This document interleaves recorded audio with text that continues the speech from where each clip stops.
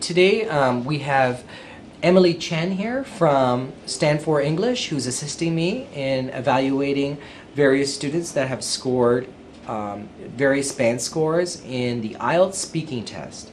In this particular case, this candidate in part 3 of the IELTS speaking test scored a band score of 6, which is, a pretty admirable score. This particular candidate is from Moscow, Russia, and you'll see that this candidate had problems with the IELTS speaking test than the other candidates that we had shown previously.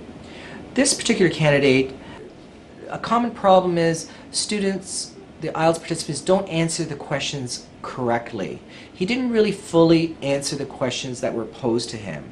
In this part 3, he's being asked a question about something that was a topic card that was given to him in part 2 of the previous part of the IELTS speaking test.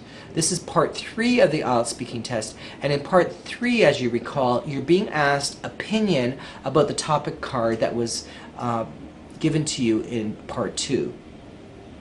In this particular case, he's being asked about hobbies. So he doesn't really, sometimes he almost avoids answering the questions.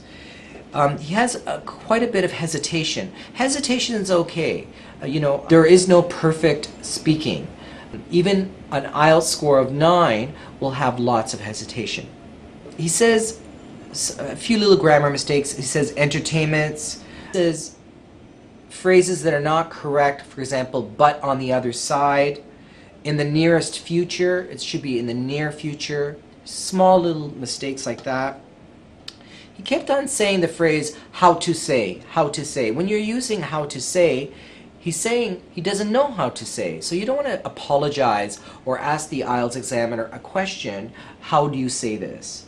So the grammar was a little poor on that. He mispronounced gardening, for example, and he mispronounced casinos, he pronounced casanos. So remember, according to the Dr. VIP method, we focus on details, repetition, vocabulary. Interruptions is the speaking interrupted by a lot of hesitation, and very importantly, pronunciation. And this particular candidate, he scored a band score of 6, and unfortunately, the vocabulary wasn't too bad, but his pronunciation, details, and he was a bit repetitive. Emily, what were your observations with this particular candidate from Moscow? 我觉得他的这个最大的问题就是回答考官的问题不够直接，那么他的语法上面呢也会犯很多错误，另外就是他的这个比如说时常会省略一些动词啊，或者是一些语法上的小错误吧，但是总体来说还是不错的，比前几位而言还是不错的。谢谢。Well, let's see. Watch this particular candidate from Moscow, Russia, how he fared in the IELTS speaking test.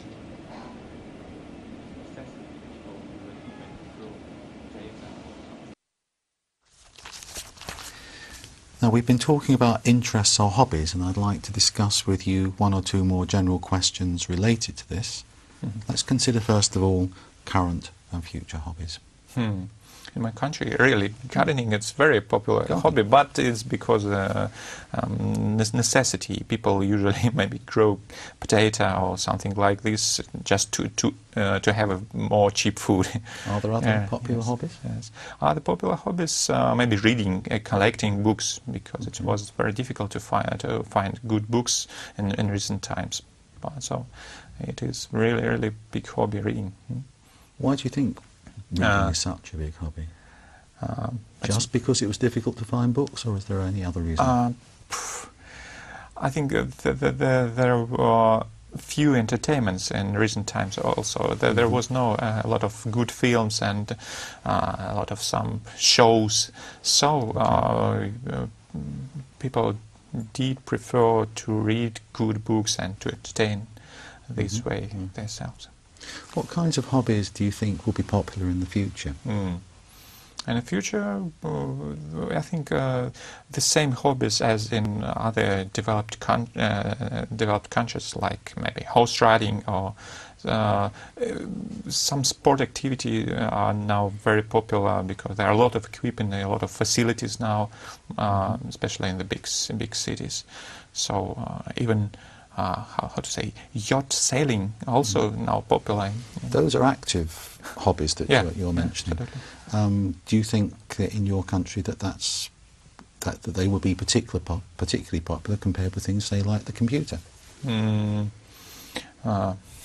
Computer are very popular, of course, and most people play computer games and surfing in internet, but it's not very, how to say, fashionable now, maybe. Okay. So we have a lot of other possibilities to travel around country and to hunting, for example, fishing.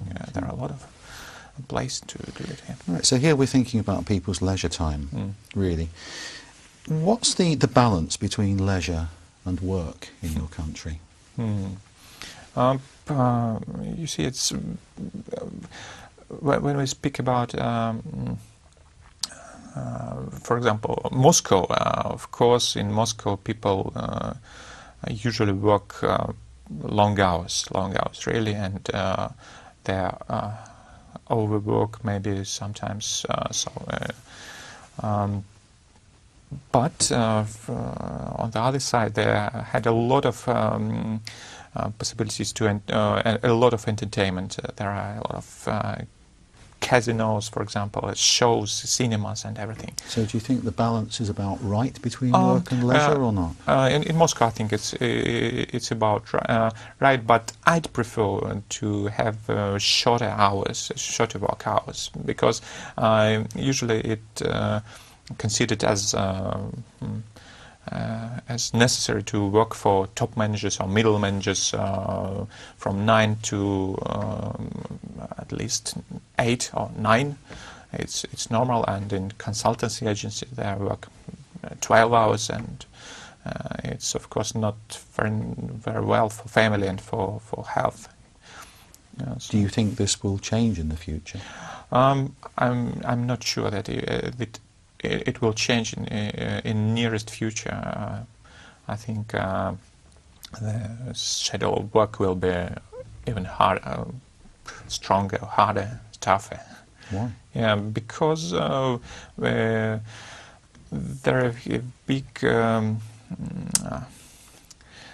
resources and not markets in general, not developed, so there are a lot of job to do and a lot of money to earn. So companies now in Russia in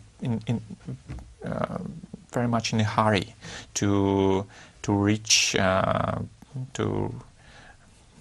how to say, to develop very fast. So most companies now developing maybe twice or 3 times a year, so it's no time to relax, absolutely. All right. Thank you very much. That's the end of the speaking test. Thank you. Thank you.